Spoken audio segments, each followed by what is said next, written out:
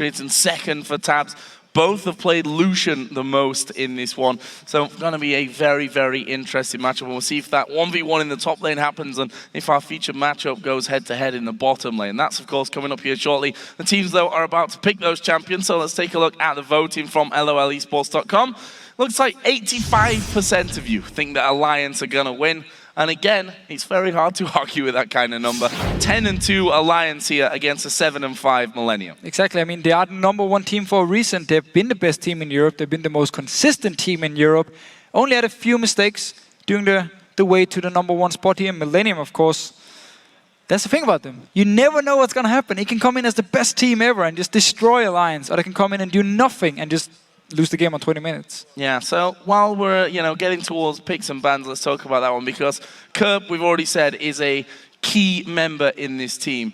We've seen Ziggs bans against him before. Ziggs has been absolutely phenomenal. Yep. We've also seen that champions like LeBlanc really fit his and Millennium's style, and they tend to do well with things like that. Do you think we're going to see a big focus on Kerb from bans and picks? Well, so seeing as his champion's actually been nerfed a little bit, I wonder if he's going to pull out something new. I think Fizz is very good here in 4.10.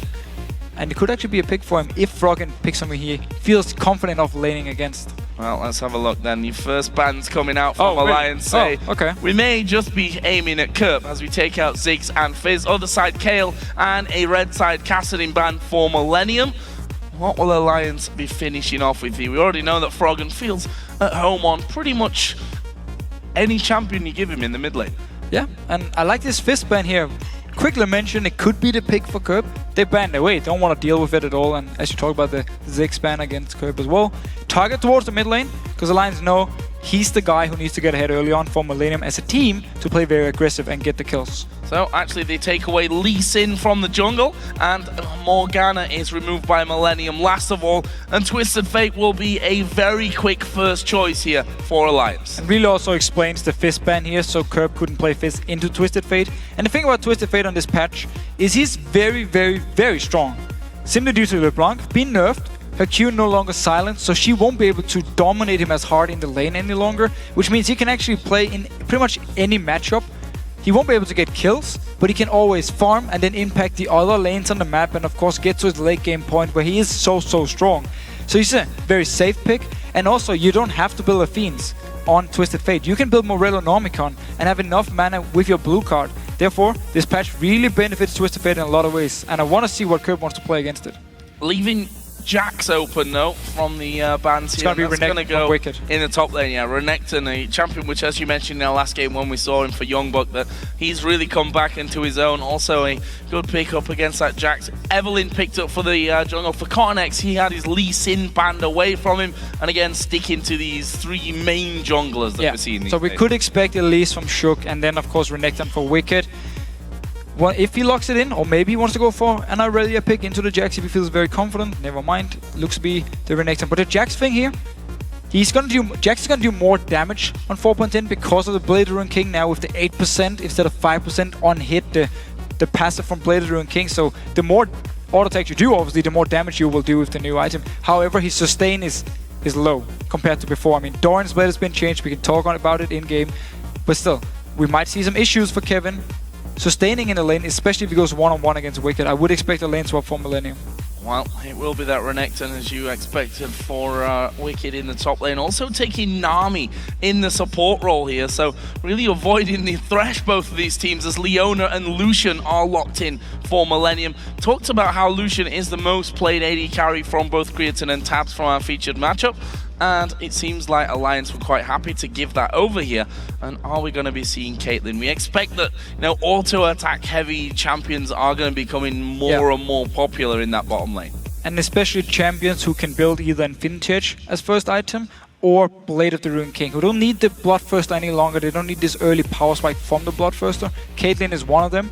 Your main focus is simply you need to dominate the lane. Taps actually talked about it himself. There was a big post on Reddit where he put in some good comments about how Caitlyn, she needs to abuse the fact that once she gets BF sword at 1550 gold in the laning phase. That she needs to dominate the lane here because her power spikes are very delayed compared to Lucian, who builds Blade Rune King into Ghostblade and a very, very strong early mid game. Caitlyn, she needs Infinity Edge, she needs a Phantom Dancer or Static Shift, and then she can start scaling up towards the late game here. So we need to see how Alliance wants to play the early game. And once again, I really expect Millenium to go towards the lane swap here, dodge around the Nami Caitlyn lane, and dodge around the Renekton lane with the Jax.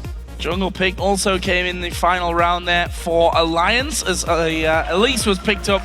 Not really a surprise, so we've already touched on that one. So let's think about what Millenium are going to go with here for that mid lane. Of course, that's going to be Kerb going up against Twisted Fate for Froggen. So you could still play LeBlanc, just slightly worse in the laning phase compared to before because you don't have the silence, but you're still a very strong laner and you can still try and go for some kills here. But clearly Froggen feels like he can take the matchup, and we need to see now Froggen against LeBlanc if you want to go Fiends anyway, just to get the early magic resist. And that fact that we had earlier on, Kerb, last week, the game where he had more farm, they ended up really doing nothing. Apart from maybe picking up more farm was almost the highlight of that game from Millenium. But the next one against Fnatic, we saw him picking up kill after kill after kill. Didn't really farm a lot, just under 150 CS he had in that game overall. And that's what he's going to be looking to do here. Move around, especially when Twisted Fate's going to be doing a similar thing post-6. It's some funny matchups here because, of course, Renekton will be beating Jax early on. But late game, still, Jax is very, very strong in late game. We always talk about how he scales up to the late game and becomes a monster. Lucian against Caitlyn, I mean, Lucian is going to be strong all around. Where Caitlyn, she needs to abuse her power spike, she needs to get the BF sword on the first back, she needs to get Infinity Edge and Static Shift or Phantom Dancer completed, and then she needs to get to this 4-5 item point in the late game where she becomes such a strong AD carry as well. And of course in the mid lane, LeBlanc is going to win early, but Twisted Fate late game brings so much pressure and becomes so strong. So both teams here, with some either weak or strong lanes, and then they just turn around and say we're strong in the late game instead if we're weak in the lane. Well, as we head into the match, which AD carry do you think will have the biggest impact? Tweet hashtag tabs or hashtag Creatine to @LOL Esports, and we'll check out the results shortly. Our featured matchup here for this one, the AD carries Caitlyn for tabs. We've got Creatine playing Lucian in this, and if we think back to the time, basically last season, where we were seeing tons and pretty much only Caitlyn down there in the bottom lane, tabs always showed that it was an amazing Caitlyn player. And he's always very good at playing her passive and safe and pick up a lot of farm. So I think he's going to do the same thing here. So here we go then, in game for our second match of week 6. It's going to be Alliance, top of the table at 10-2, taking on a Millenium team that, as we've said time and time again, we just don't know what to expect from them. Millenium fans and Millenium themselves will be hoping that this is the strong Millenium, the Millenium that looked incredible against Fnatic last week in London. They simply need to survive the early laning phase in top and bottom lane here. I do however think, looking at our question to which AD carry is going to have the biggest impact, I think we're going to see Creatine being very aggressive, looking for fights early on with the Blade Rune King and Ghostblade, where we might see Taps move to this mid lane and just farm, get to his late game point, and then he becomes very strong and can really have an impact on the game here. So early on, I definitely think it's going to be Creatine, or mid game wise, but late game then Taps. And that's the thing you can do with Caitlyn now. If you have a Twisted Fate or something that can split push, you can then divide it up on the map. So you have Bladed Rune King Renekton in top, you have Twisted Fate in the bottom lane, and then you just put your Caitlyn in her mid-game weak points in his mid lane, and she just farms for like 10-15 minutes until she becomes very strong and then joins in. In that safer short lane in the middle. We'll see exactly how they want to play this one yet. If we look down some of the summoner spells, both top laners still with the teleport, as an early ward went down on Wicked's head. Froggen running the flash and ghost there on Twisted Fate. We've seen times where a Twisted Fate doesn't take this ghost. We've seen problems with the chase ability of that champion, and that's going to be remedied here for Froggen, so we'll see how he goes. Kerp on the other side, though, with flash and ignite, so see if he can go out all in, basically, onto Froggen with that one. Right now, Millenium getting the wards down. We're actually headed towards the enemy blue buff, which is going to be started off by Shook and Wicked. Perfect start for Millenium then. They stop the blue buff. Might even go for a kill. Oh, they may do. Shook, in fact, having to flash away straight away from this one. Do have a ward there, so he's going to have that smite available to him. Let's see if he can actually get in there. They're holding the blue buff on the top side. Continex will be able to smite that one away. Nicely done for Millenium. Yeah, so perfect start for Millenium. They get the lane swap. They invade onto the blue buff, which Alliance were doing. forced the flash away. Shook should be able to pick up his own blue buff in case Alliance actually want to go for it. For now, they're just doing the red. We need to see if Millenium is sending Connect straight to his own blue buff. Well, he's doing Wraiths for now with the help of Kevin there, so let's see where he goes. I think he's just going to go to the red. Yeah, they're already moving in here with Wicked and Nif. It was actually very smart by Millenium again, because if Nif and basically just Nif actually was there with a ward and he went over to do the blue buff by himself, it would be easy for Alliance to collapse onto him. So wisely enough, they trade buffs, but just slightly ahead in the side of Codnex because he got the blue buff and Shook now has to start the blue buff. And gonna leave Wicked as a bit of a partner. Nif up there as well, getting a deep ward in to have a peek around. Actually, he didn't put, or did he? I can't quite see on the minimap. Either way, was up there with them, and we see Cottonex and Kevin and actually J-Ree moving down towards that blue buff area, and they're actually round about the tri-bush here, so this could actually end up being a little bit dangerous for Alliance.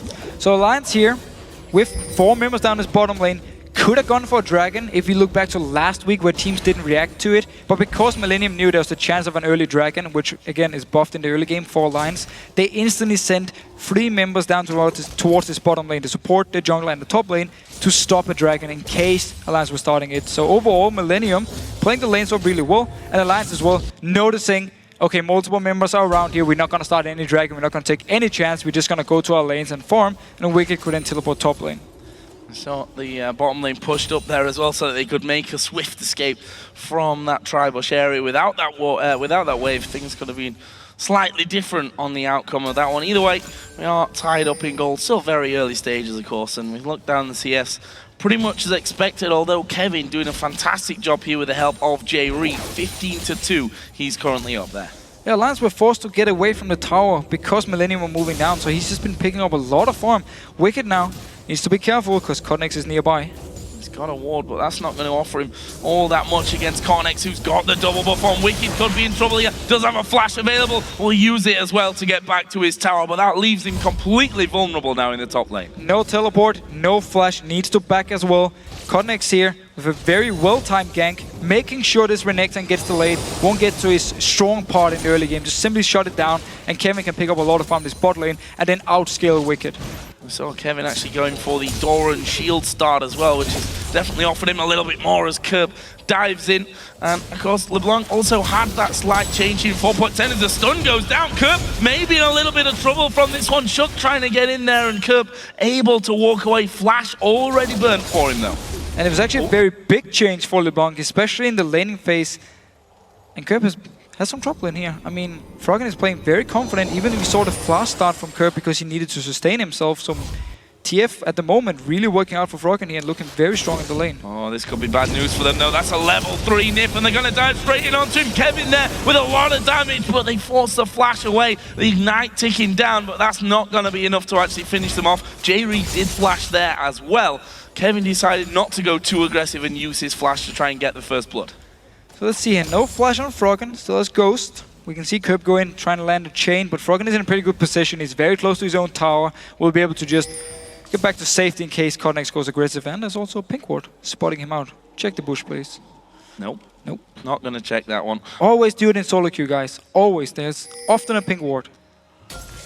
And Cottonex may look to come around the back of Wicked, not knowing that he's got no flash. However, Creatine at half HP. Might take him a while to actually get that wave in a position where they can go safely underneath this turret. And we saw it in that last fight.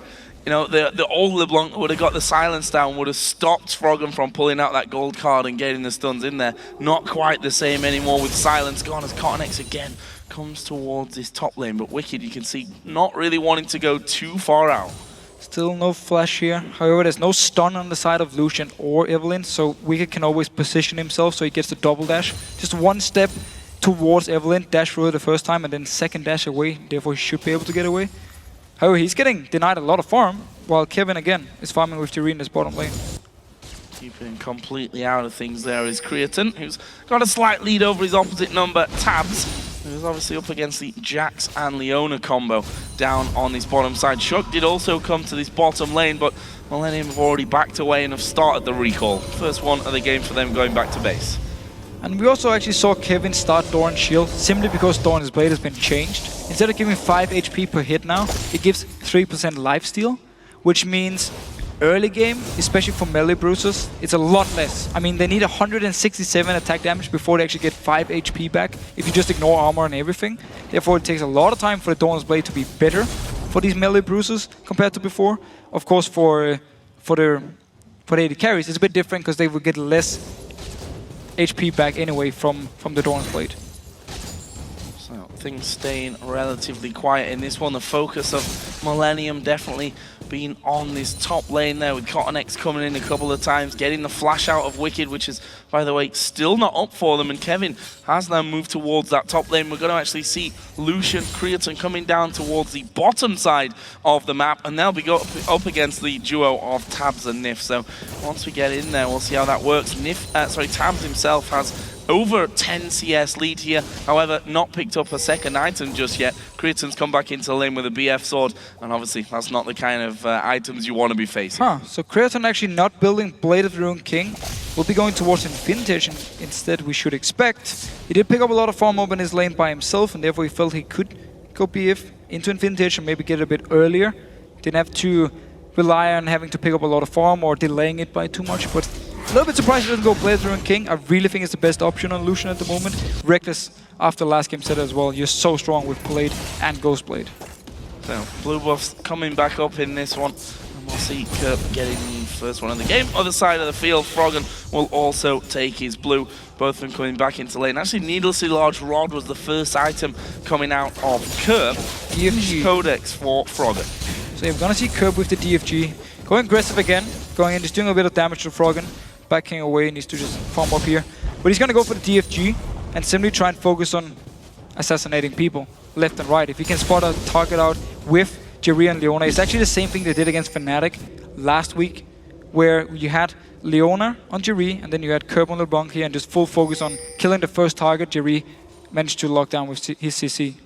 So look at this then, we've got level 6 Cotton X ultimate ready. Headed down towards the bottom lane with Tabs and Nif, and there is the reveal. They're going to go actually over towards Nif, but he's close to the turret here. Will they be able to lock him up? Going under the tower. Cotton X is actually going to go low, finished off by the gold card, and now Froggen and Tabs going to focus towards Creatine. Have they got the damage? Solar Flare comes down. They do manage to get themselves the second. Can they have the third as well? They will now with a triple kill. It's a triple kill for Froggen, and that just going to show how big of an impact that Destiny can have on the game, and that makes things a lot harder now for Millenium. It was such an aggressive play by Millenium first. They actually went for the dive, even though Jerry wasn't level 6 when the fight actually started, so he couldn't lock down Nif. He still has flash, by the way. He died without using the flash because he didn't feel like he had to in the end. He was dead anyhow, but he just bought so much time for Alliance to come down with this Twisted Fate here. Remember, LeBlanc can't stop the Twisted Fate anymore because she can't silence him. Would be bad news moving on, and Froggen coming back into the lane with that Morellonomicon, Sorcerer's Shoes and a couple of Doran's rings, as well as here is Wicked going low in that top lane to Kevin again, deciding not to use his flash. Wicked did have a flash available as well, so probably would have been safe from that one, and Kevin just playing the safety game, force Wicked to back off out of the lane and do some good damage on towards his threat. But you see the state of Renekton, back up to half HP almost already. And this is the point now where teleport, the changes is a big deal, because normally you saw top laners, they would delay the back till the teleport was ready, go back to base, buy, and just teleport back to lane instantly. But because it's 40 seconds longer, it's harder to do it. So now with Wicked being low, Kerp and Froggen actually trading some damage here. But now with Wicked being fairly low, now of course he sustained a lot of it back. He wasn't able to just go back to base, get some items, and come back in lane. He needs to wait. That trade once again showing without the silence, the gold card comes out and Froggen was able to do a lot of damage onto Kerp, actually forcing his passive to come out. That's going to mean that Kerp needs to be real careful in this middle lane, or will they throw everything that they've got here at Froggen? I saw Cotton X coming around, no ultimate for him just yet after he used it in that last fight down on the bottom side of the map. Looks like he will actually just be backing away, going back into farm. And we need to see if Millenium actually want to put in some deep wards around his mid lane to try and spot Froggen out, to see if he's moving to either to the top lane or towards the bottom lane here. Because for now, he can actually move fairly safe. No, there's actually a ward from Millenium spotting him here. So there was a well-placed ward, seeing Froggen run to the Wraith Camp and also move towards his bottom lane to try and set up a gank, or in case he wanted to set up a gank, because there's no bot lane tower after the lane swap here. So they definitely need these deep wards. Had one already. Full credit to Millenium. Well, they forced them away. Dragon is available for the taking. And there is a ward there actually for Millenium, so they're going to see that Alliance have started this one off. Will they be able to get there in time and finish off the Dragon or stop them doing the Dragon? Bubble's going to come out. They lock up Jerry with that. Cocoon will follow straight after us as well. It's a lot of damage. Jerry actually following it in. That's going to be the first kill to Alliance, but Shook taking damage from left and right here. Crit's going to go aggressive. 1 versus 3. Conix realizing he can come back in onto it, but they turn it back around. Tabs gets another one. Can he finish off Creatine? He's got his ultimate available. I don't think he had quite enough mana to actually finish it though. Oh, Curb is waiting around, he's jumping in, backing out. Still though, he actually managed to kill Froggen by himself one-on-one here, while the rest of Millenium were fighting. Creatine just being a little bit annoying here. Could actually set up something for Curb, he's still around here. Shook is very low. There is the scan coming through, they've not seen him up until now. There is Curb going in, and he uses his ultimate on towards Shook. Can he kill him? He's red buff as well. He's got no mana here to get away. Creatine gets that one, and Curb round the back of that Dragon Pit, showing Alliance that they can't just back away. Creatine stopping the recalls coming in. Good defense on the Dragon. We actually see the one-on-one here. Froggen popped his ulti. I think he's looking at the fight at this point, so Kirby's just staying around. He gets in, doesn't know that's ward.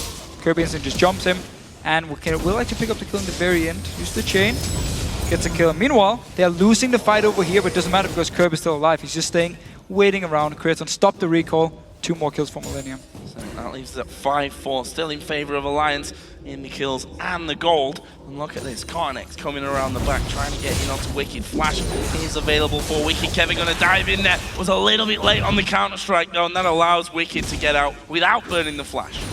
And now Teleport is ready for both top laners here, so they can look to just farm up, go back to base, and then Teleport to join in here. We need to see if Wicked wants to build a Bladed Rune King on Renekton like we saw Youngbook do in the last game, or if he has something else in mind.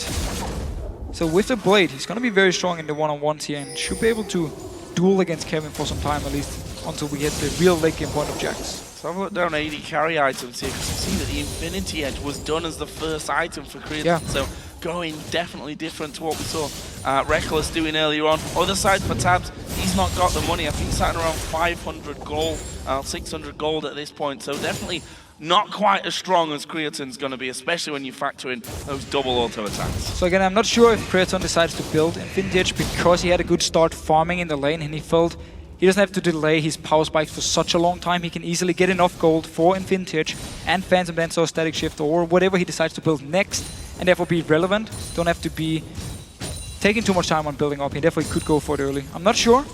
We need to see what his next item will be. At least for Caitlyn, it should be Static Shift or Phantom Dancer. So here is Destiny Pop once again. Gonna go this time on towards Kevin in the top lane. Wicked got his ultimate running underneath the tower. There's a lot of damage. Kevin actually will get away. Will he finish him off? No, he won't. Kevin surviving with almost 0 health. And there is Kurt diving in with the DFG. Stunned up though by Froggen once again. Very nice stun by Froggen. Spotting Curb coming in, instantly picks the gold card and stops him from actually killing Wicked.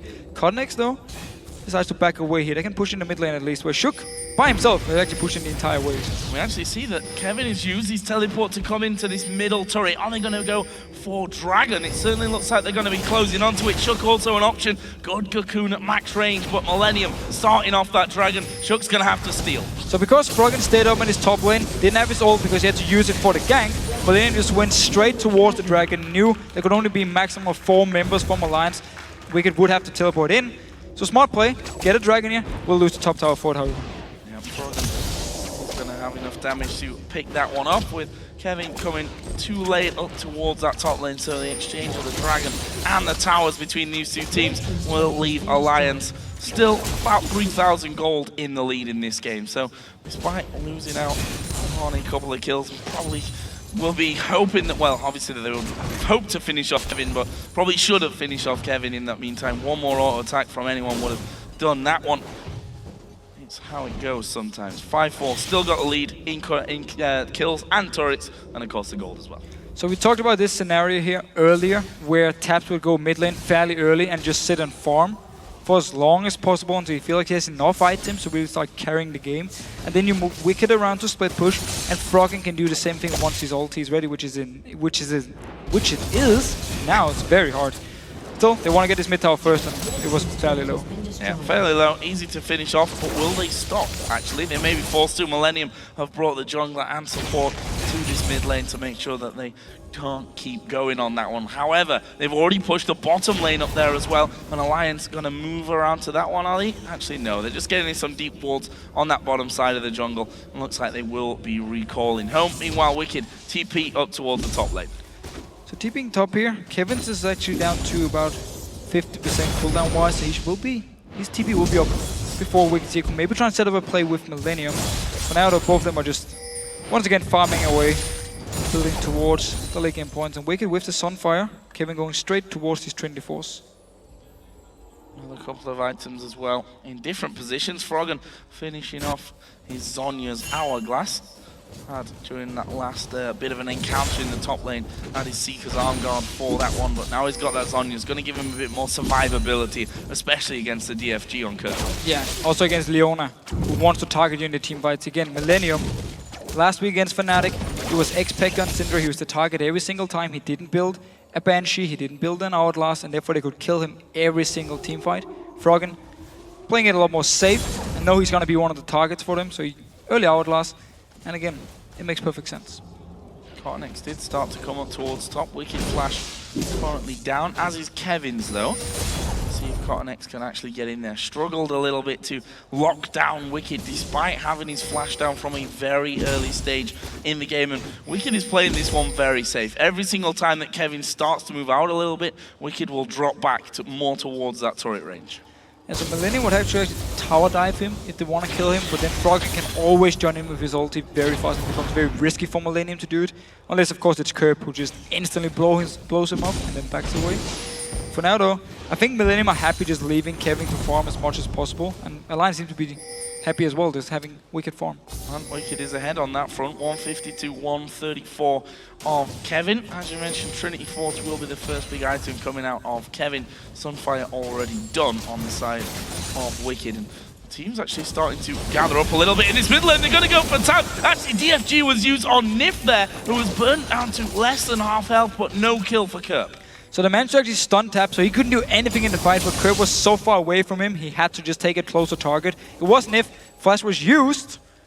Once again though, we do see again the comp from Millenium. They're really looking to set up some picks with Leona and with LeBlanc. Can they get them though? That's a question. That's the thing with this team, and we've seen it from Millenium before, that they've done well when they start snowballing things out. I mean, Kerp's in a prime position really. He's 2-0-1 with that LeBlanc. Going to get himself here another blue buff in preparation for Dragon, which is coming up in just under 2 minutes time as well. And such an early game build from Kerp, going now for early magic resistance with, early magic penetration with your DFGs. You're just looking to blow up targets here in the early game. If he can get a few kills, he can really get rolling, like we saw against Fnatic, and he will be able to carry the game. But Alliance, 4,000 gold ahead, just been putting a lot of focus on taking down towers. And it's been working for them.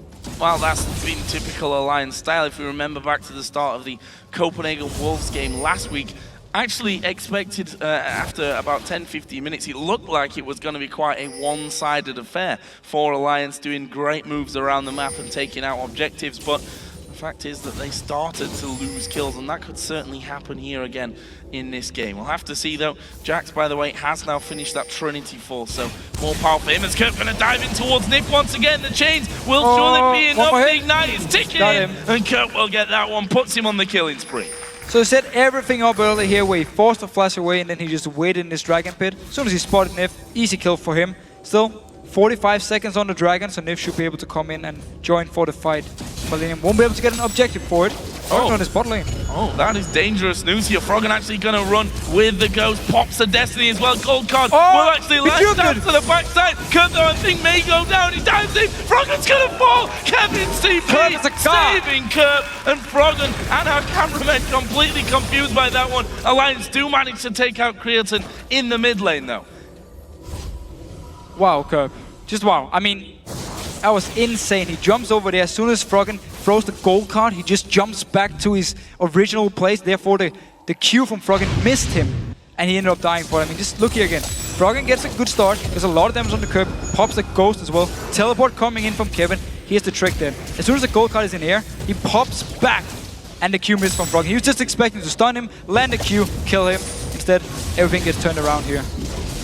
Wow. Coming down as well. The stun, of course, from Kevin really helping them out on that one. Dragon did go down to Alliance while we were having another look at that one. So despite that amazing move from Kerp, and now 3-0-2 for him, it's Alliance that still hold a healthy gold lead. Kevin's actually just taken the first turret of Millenium's game down on this bottom side of the map. So they're going to need a couple more of them to start leveling things up, but if Kerp continues to play at this level, it could still be a tricky game for Alliance. Yeah, and he's waiting around the same position he really used last week on LeBlanc, where he just puts a ward in the middle of the lane, and he just waits for someone to walk up and try and farm. It can be Taps, it can be Nif, it can even be Froggen, and then he just jumps them around the corner when there's no wards, and trying to pick up a kill, or at least force them to go back, and then Millenium can try and set something else up on the map.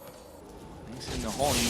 Very early there from Tabs, just trying to get a bit of damage back and stop Kerp from feeling so confident there in that middle lane. Blasting 1 has been added in for Kerp, by the way, so a bit more damage to be thrown out after that DFG.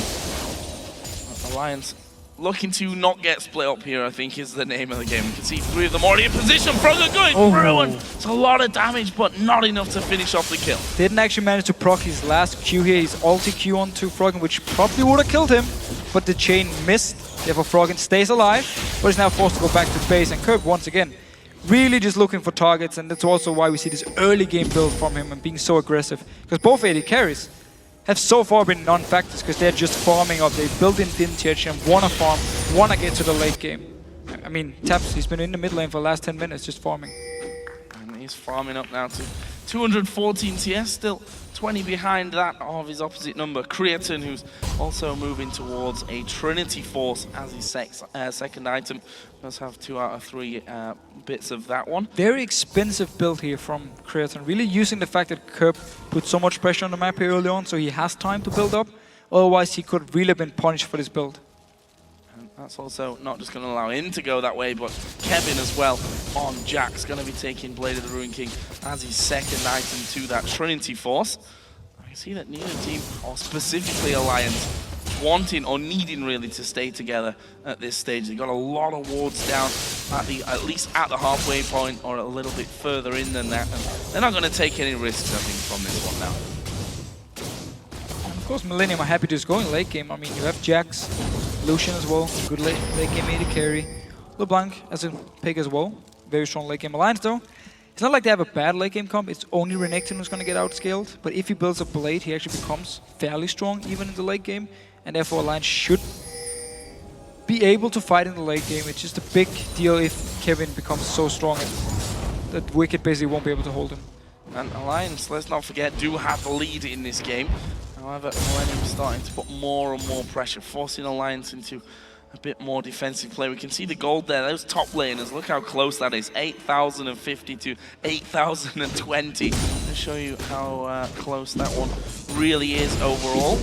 Will Wicked be able to keep it close, and how offensive is Kevin going to be? We heard in the pre-game video as Destiny's going to get popped. They're going in towards Kevin on the top side of the map. Go's going to be used, but Kevin running away from this one. But there is Nami, there is a stun coming in, and Kevin, is he going to be able to get away from it? Gold card comes through, that pretty much seals the deal, and it's Froggen that picks up the kill. And we really see the reason for the ghost on Froggen here. He comes in a bit of a bad position, pops the ghost, able to just chase after Kevin, lands the stun, and can just keep chasing, picks up the kill. It's a very nice gank, and getting a very important kill, and delaying or shutting down Kevin a little bit at least. Slowing him down, that's for sure. We're going to see the solar flare coming in, really only landing onto Wicked, but it's enough. He gets blown up in the end. And that will be a pick back here for Millennium. And again, J-Ryu was so impressive with Leona last week, picking up another one. Again, he's just very aggressive. As soon as he sees a chance, he just pops the ult, goes in for the kill here. And Wicked, he's full armor, not a single magic resist item there. So Kerp went for him, used everything, and he went down. Went down to give Kerp his third kill of the game. Got 3 assists as well, and he's yet to die. We see also that Creatine has finished off that Trinity Force now, so he's going to be feeling very confident come the next fight. Also, just seen a Mikhail's picked up by Nif. Obviously, some changes to that item as well, as it being quite a decent amount more expensive. Yeah, it costs a lot more, but you do get 10% cooldown reduction from it now. Still, most support players would say the change was not good for the supports. It was actually a nerf to supports in general because you don't have too much gold. And the 10% cooldown reduction is not worth the extra 800 gold that Mikhail's is worth or cost now, according to the supports here in Europe at least we've been talking to. Still, Mikhail's is a good item, and you need it, especially against the likes of Leona because of the CC, and therefore we have been picked up by Nif. See how that helps them moving in. I mean, as you said, it was Wicked that they focused on in the last one. He's supposed to be the tankiest man, building completely tanky with Randuin's and the Sunfire, but that's all armor, and Kerp is able to get through that. As we see, Dragon up in 30 seconds already. Ward clearing has started. And Alliance going to get the better of that one. Both top laners do have their teleports available, so look out for that one as Kerp just going to dive in there. Not going all out, though, onto Shook. And with blue buff on Kerp, he can really keep doing this. It could be the issue for him. When he doesn't have a blue buff, he has very low amount of mana regen at this point. So if he goes in too often to try and make one of these picks here, has to jump back, he goes out of mana fairly fast.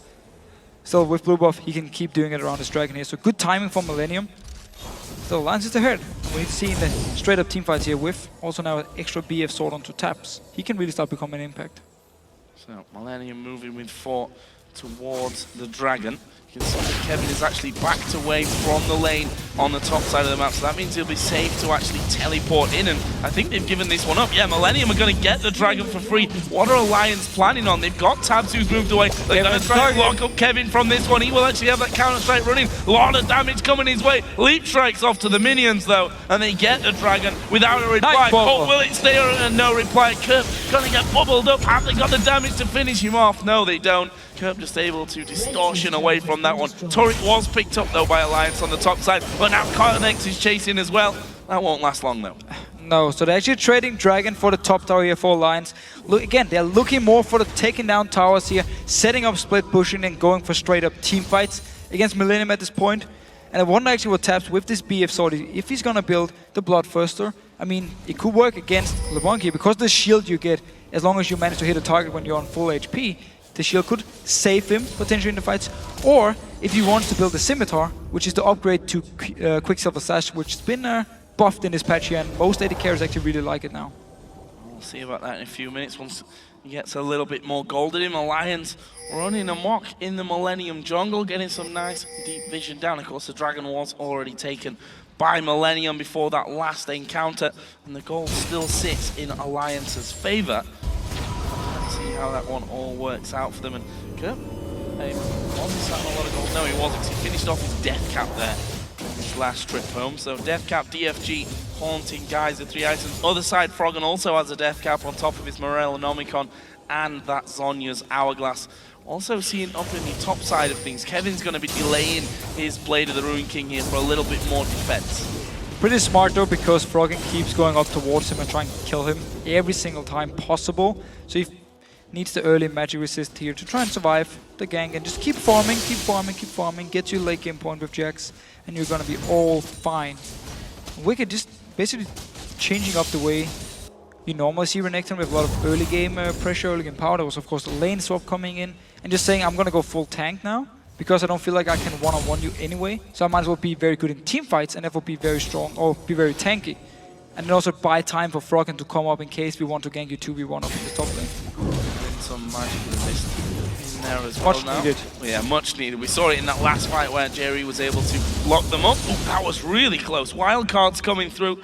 Didn't quite have the damage for Froggen to steal that one away, though. Goes over to Kerp in the end. He's now level 16. We'll see if he can catch any more out. But Alliance just keeping on with this tradition that they've gone with now, sitting with 3 men in the mid lane, trying to make sure that neither of them gets caught out. Doing the exact same thing again. Wicked in one lane, Froggen in a different lane, and Taps as the main wave clear in this mid lane.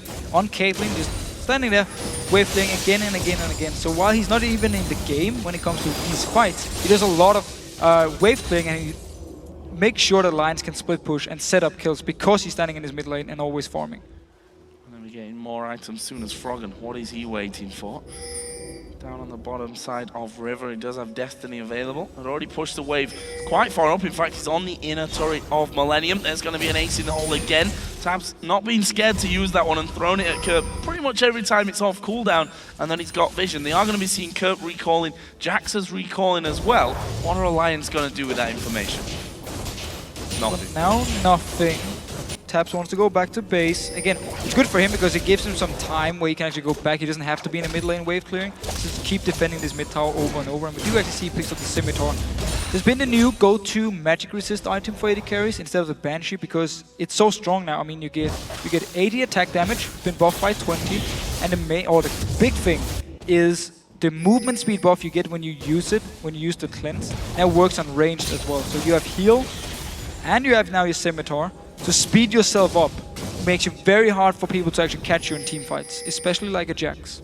And when you want to get away from J-Re, just adds an extra little element into that one to cleanse off that crowd control. Is Destiny going to be popped here? Will they follow through anywhere? It was a case of check out exactly where Millenium are. They've got no wards that I can actually see over by Baron, and Millenium were all hidden on that top side of the river. They weren't actually going for anything though, but that also meant that Alliance didn't have to move too close in towards that brush and risk getting themselves blown up by Kerp, who will once again take himself an ace in the hole to the face. And Froggen clearly didn't feel confident enough staying bot lane, even though the wave was pushed all the way up to the tower for quite a while now. He could have done a lot of damage to it actually, but decided to run mid lane, stay with the team, didn't want to risk Kerp would jump him or whoever, or maybe Lucian would jump in and win the fight here, so therefore he stayed with the team in the mid lane instead of taking the tower, and now they're just moving. Could trade mid tower for top tower here, but then Alliance can just push on to the inhibitor, so Millenium need to react and come back and defend. Well, they are moving back as well, going through the jungle, which was already warded out, so Alliance see that chase coming in. Well, look at this, they've backed off. They're going to let Millenium walk back over to middle again, and then they move in for another couple of hits on towards that tower. J-Re's actually stepping forward here. Will they go for the fight? Good cocoon from Shook, though. Look in mid lane. Alliance to walk away. Yeah, they've got Kevin in the mid lane now. I don't think this turret's going to be saved. No, it's not. Look at the damage coming out. Yeah, so Alliance have been defending this tower for such a long time, but as soon as they move Taps away from this mid lane, Kevin just walked from this top lane down. Wicked was a bit slow to react, took down the mid tower with all other members being in this bot lane, just holding off each other here. J-Re was looking for the engage, decided to back away also because he can't really engage onto Taps any longer because of the Scimitar. So 10 seconds for Dragon. Millenium had all recalled after Kevin managed to get that turret, so they should be in position here to stop Alliance going straight in for that one. Alliance themselves have all 5 men on that area of the map once again as the ace in the hole, this time thrown towards J-Re. Good ward control here as well. We see those sweeping lenses coming in very, very handy for Alliance. But Millenium throwing the wards over the wall here. Gonna try and stop this one as Connex comes in. Good tidal wave comes across. Who are they going for? It's Nip that's focused down. It's Crimson that gets that kill. Kevin having to jump away. He fell pretty low. Wicked down to less than half HP as well, but I think Alliance have got enough damage here. Gonna go now towards Connex. Froggen comes in. Who's he going for? He actually put a DFG down on towards Kerp, but Kerp got away from it, and everyone from Millenium there super low as Taps goes in. Will he go any deeper? He's got no flash. Will he use the heal to actually get in range? No, he won't. No need to go too greedy on that one because they got the kill. They can go back to Dragon. In fact, they already have gone back to Dragon, and that will go their way. Or will Kerp be a hero and steal that one? Good Sonya's from Froggen. Stops it from going down, and it is Alliance that pick up Dragon. So Alliance at first, they actually lose Nif, but they keep just kiting backwards, and then we see the flash coming in from Shook, trying to set up the kill. We're actually going to see it again here. Nif is going to be the first target for Millenium, because he simply gets locked down, and there's nothing he can do to get out here. But the rest of Alliance, they're just backing away, surviving the upfront or the burst or engage from Millenium at first, and then they feel confident of, now we can re-engage here, come in, and Froggen actually used the DFG onto Kerp, even though he stuns Crescent and misses the Q afterwards, so didn't manage to kill him. Still though, Taps on his Caitlyn here. The more time he gets, the stronger he becomes, and we see in this fight, he completely untouched in the back line, goes in, picks up a kill, and also the Dragon now. Again, headshotting the auto attack there, really doing a ton of damage. And it leaves Alliance with another Dragon in their pocket. Still level on kills. Oh, now level on kills at 8 apiece, but still it's Alliance that hold on to a good gold lead. 5,500 pretty much at this stage of the game. Taking their time about finishing things off, but Alliance are a team that, well, you know, at this level of play, it doesn't matter how flashy you are in winning games. You've got to do things, you've got to do it right, otherwise, of course, it's going to cost you matches. And playing safe could bring Alliance to an 11-2 record in the league. And they couldn't really play it any more aggressive early on, because they needed Caitlyn to get to the late game point, and one Twisted Fate to get to the late game point, and of course with the early kills on the Kerp, it made it even harder to actually set something up without being blown up by Kerp here. J-Re, he's going in! Going in onto it, but who are they going to go for? tidal wave comes across, and I think that's the end of that one. Ace in the hole will fly through. Creaton actually blocks it, and they're going to try and lock up Cornex. Down to half HP already for him.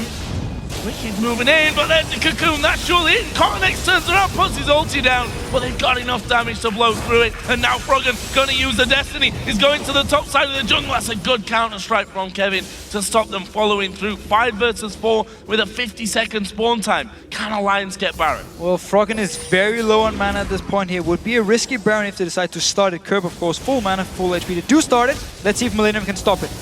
Curb's only the man to try and get in, get one kill for them to make things easier, but look how fast that Baron is going down. There's no fight, remember. Here, trying to move in. Kevin's going to go for it. Who's going to get it? It's Alliance together. Baron, Jerry's going to be picked up at the side. Baron helping them out even further as Creaton will also fall here in a second. Tab picks up the double kill, and now they're looking for Kevin. Chasing him down. Cocoon was already used by Shook here, so we won't have that available to him. Curb is just stalking on the backside. He needs to be real careful about if he goes in for it, but he also needs to loop back around because they're going to lose towers.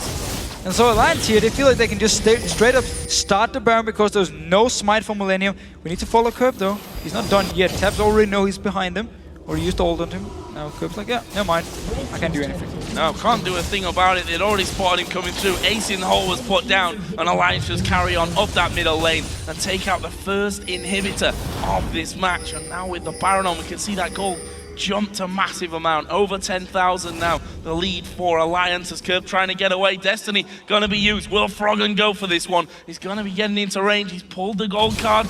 Does he want it? He does go in there, but Curb is gonna try and avoid him, but he's basically gonna have to execute himself here. I'm not sure that he'll be able to sneakily escape, or will he go down to the red onto buff, the bottom side of the map? That's pretty much his only chance. Tidal wave comes through, doesn't land. Curb still trying to get away. Turret hit will go in there. I think Alliance have given up that chase. Yeah, not really worth it to keep chasing here. Just go back, use all the gold you just earned from winning the fight, from getting the Baron and the towers, pick up some very needed items, and then be ready for the next fight here. We actually see Bloodthirster now, 4 taps.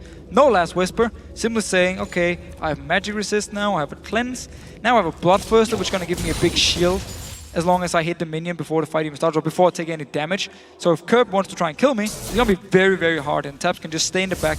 And we actually see the same kind of team fights from Alliance, where as soon as the engage comes in from Jerry, everyone backs away. They don't even try and fight early on. They wait for the engage to drop down. They wait for Curb to jump in and do whatever he decides to do, and then they disengage. Use the ulti from Froggen, land a Cocoon or something from Shook, go and get a kill, and then move on towards the Baron here, which was very well executed by them. Went down quickly. Millenium in there, but always got to be slightly careful, especially when it's someone like Jackson. Beautiful shield. shield. You up while you're on top of it, and there is that shield of the new Bloodthirster.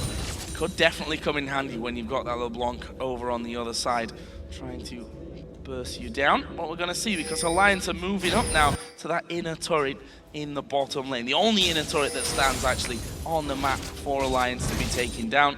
And then Millenium will be left with defending at least what's left of their base. Inhibitor is already gone. I don't think they're even going to put up a fight for this turret. No.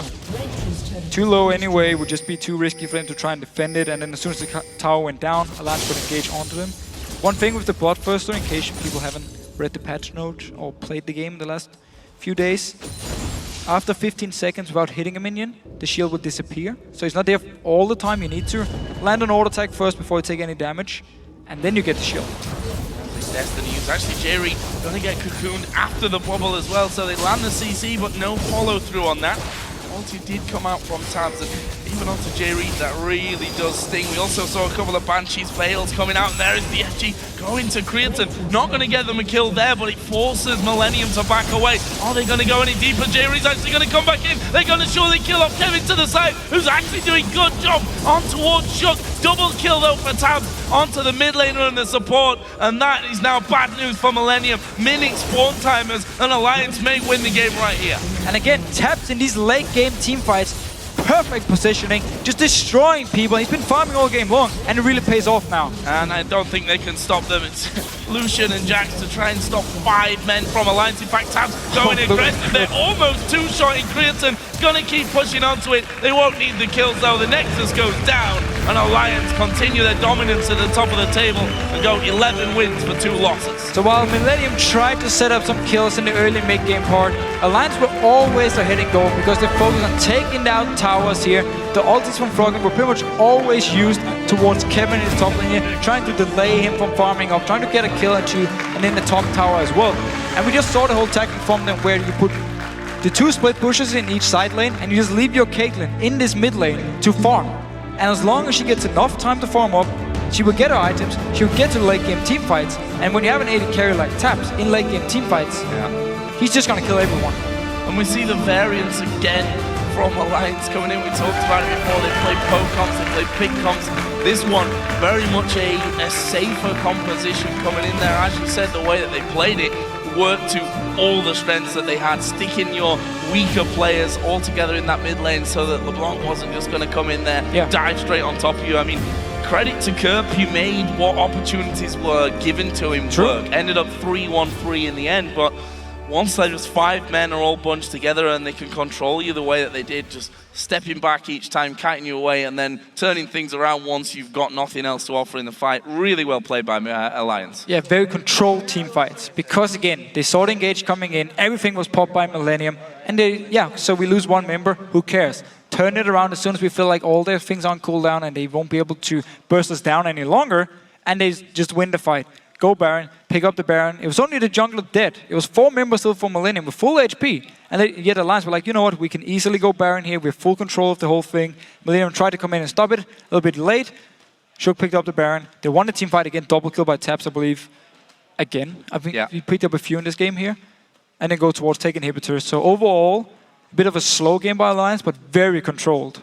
Very controlled, and slow probably the best way to go about it when you've got that. Jax put heavy focus on there. Froggen, I think, used at least half of his destinies to go up into that top lane. Okay, there were a couple where they didn't quite finish off Kevin, but they kept him away from the farm. They were able to get, I think, both turrets from both destinies that he put up there, even when Kevin got away from it. So overall, well played. It's hard to see where a lot of losses may come from this season from Alliance because they are looking just that bit better than everyone else.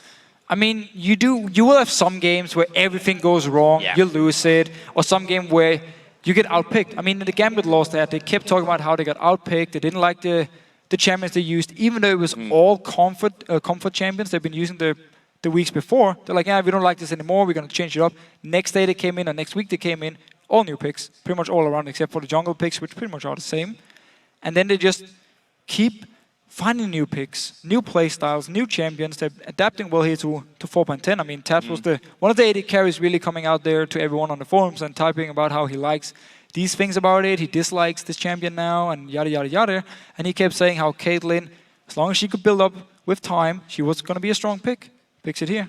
Gets to build it up, and it really worked. You have to wonder as well, if he comes out and says, I really want to play Caitlyn going into the late game, do you think about banning that one? And from Millenium, I mean, you can always say he'll just play something else anyway, which he likes as well. For Millenium, part of their inconsistency, is it because they're so predictable in what they like to play? So I feel like there's definitely the same pattern for Millenium. They need to have a pick comp to do well. This game around, I mean, they tried to get the kills here. They tried to use the pick comp the same way they did against Fnatic. So yes, as a team, it's easy to say, okay, how do we expect them to play and build a combo around it? Caitlyn is a perfect AD carry against stuff like this because you have your net, you can jump away, you have very long range, you're very safe. And at the same time, the Twisted Fate to try and split push, and then Alliance could set up some picks while Millenium were trying to do it themselves and therefore trying to counter it a little bit. Overall, yes, they're easy to predict, can still be hard to play against. Well, fantastic win there for Alliance. We're going to send things over to Shox and Quickshot, who are standing by with Tabs from Alliance. Thank you very much, Joe. Indeed, standing by with Tabs after that victory over Millenium. Very convincing once again. And now that we have you here, we got to pick your brain about the changes in 4.10. You've been very vocal already about it. So let's start by the picks in this game, particularly you going for the Caitlyn over maybe the Lucian in this one. Why? Yeah, because the BT change made BT a lot worse item to rush, and the characters who relied on it, like Lucian was really good with it, so his priority went down. And you can pick other picks like Kaden that can just go IH and stall the game, and then they'll be really strong later on. It definitely turned out that way. You had a third item, Mercurial Scimitar, picked up. I know there's been a lot of talk about the strength of the movement speed buff that it gives once you cleanse abilities off. Talk to me about why you entered in this game, and also, what are some of the other items we should be looking out for on the AD carries you're currently playing? Oh yeah, so the Mercurial Scimitar pickup was mainly because they had a Leona and a very heavy magic damage team, so they had LeBlanc, Eve, and Leona. So it was very assassin-based. I wanted to survive it, so building a Mercurial Scimitar in 4.10, it doesn't really decrease your damage at all because it gives 80 AD now. So you can easily get it as third item, not lose much damage, and gain a ton of survivability. And about new items to look out for, like Reckless already played the Ruined King into Ghostblade build. It's very strong. Getting IH third, Last Whisper fourth, gives you very high damage output and scaling throughout the game. I want to quickly ask about the support itemization. We're seeing different routes. Nif obviously still going for the Crucible in this game, once again, obviously because of the heavy CC. We're seeing some of the other supports going for the likes of Aegis of the Legion. How much has the support itemization changed in 4.10 as well? So before 4.10, everyone would just get a Michaels because the item was really cheap and very strong in every situation. Even if you didn't need the cleanse, the heal was really strong. So now we see the Ardent Sensor sometimes, Aegis being picked up. It's more situational what the supports build, and they can adapt better. Let's talk more about the optimization in the patch, but then look at this game as well, because as you said, you had the Caitlyn, you were building up to your Infinity Edge. How many times do you look at the items of the opposing AD carry? Because Lucian actually went BF Sword first, and you mentioned how you have to wait for those power spikes to come in. Did you see that, and how did you react? Well, I knew I would outscale him eventually if he went for the Infinity Edge, because Caitlyn's range in late game is ridiculous. So you can outscale a Lucian that goes the same build. So I was like, it's no problem. I'll just go mid and keep farming, and eventually we'll reach that point. Well, that leads us very nicely onto a replay that I'd like to actually pull up onto the screen. It is a dragon fight, but you guys end up trading 1-for-1. Let's take a look at this dragon fight and talk to me. You guys start the dragon now. What were the comms like? How were you reacting as we roll this one through? Okay, so first off, we notice they're out of position, we go for Dragon. Now they engage on us, we kite back to the right, me and Frog, and try to stay together and just focus the first guy who just jacks here. And now Eve overextends and just gets poked down. Now they're all very low, but Frog still has his ult, I think, so he can chase. So now we chase the Evelyn, and I think I just flash on him and kill him later. Like here, we try to kill Lucian, but we don't have enough damage. And now I just flash on the Eve and we kill her. At what item threshold are you just like, I'm terrifying on Kate? Is it really just IE and Shiv, and that's it, you're all in? Yeah, after 2 items, you start scaling upwards really hard, especially because every BF item is 80 AD now, so you can hit some ridiculous AD damage points. Like I had 450 AD at one point, and it's just you crit for 1k. Talk me through one other pick maybe that you guys came out with as you guys were up against LeBlanc one more time, and people said, well, now the silence is removed. It might not be so good versus Twisted Fate, but Froggen seemed very confident, obviously, but still, Curb coming up very strong. Yeah, so Curb did pretty well. Like, if LeBlanc still gets rolling, like she can still kill TF because she still has the same damage, she just doesn't have the silence. So if TF is slightly ahead or even, he can counterplay by picking cards while she's trying to jump him.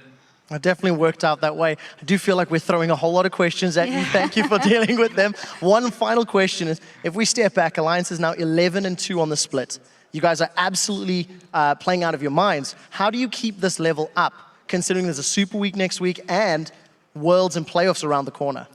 Yeah, we just have to keep practicing really hard and try to come up with new strategies, new picks, adapt to the new patch all the time. So we're doing a lot of thinking and just trying to figure out what our next step should be. All right, well, it's always fun to pick your brain, Tabs, and we also picked the brain of the people at home, and at the start of the show, we asked you to pull out your tweets and let us know which European LCS player has had the biggest impact so far on this split and why. And here's what you had to say. The first one is from @Heckmeister. Easily, it is Tabs. He's never been a flashy AD carry who impresses up front, but at no moment does he ever disappoint. Must be fun to hear. Care to respond? Yeah, actually, I think playing aggressive as AD carry is very good, especially in Season 4. You can just flash forward and get kills without putting yourself in a bad position. So I try to play as aggressive as I can. Oh, we like to see that. The second one is from @YoungJinxie. It has to be Cotnex. He's breathed life back into Millenium and stepped up to fill Arenea's shoes well. And I gotta say, even when Millenium doesn't win, his presence is always there. I completely agree, and I would dare say not only has he filled Arenea's shoes, he's exceeded them. We talked about the win-loss ratio. Before Cotnex joined, it was 9 wins, 17 losses. Now it's 9 wins, 10 losses. So you're closer to that 50-50 for Millenium. The last from is at Anders TV. Yellow Star, despite Fnatic's recent inconsistency, Bora remains a bastion of stability for his team. Tabs, you've played against him a lot. Solid support. Yeah, he's really good. He landed a whole lot of death sentences today. Absolutely great game from him. Well, thank you very much for those answers, and we'll see how those players perform in the rest of the summer split. Remember to follow us at LOL Esports and use the hashtag LCS to join in on the conversation. Well, thank you very much, Tabs. As for us, we've got to recall back to base for a quick break, but we'll be right back as the super hot crew faces off against Gambit Gaming on the field of justice.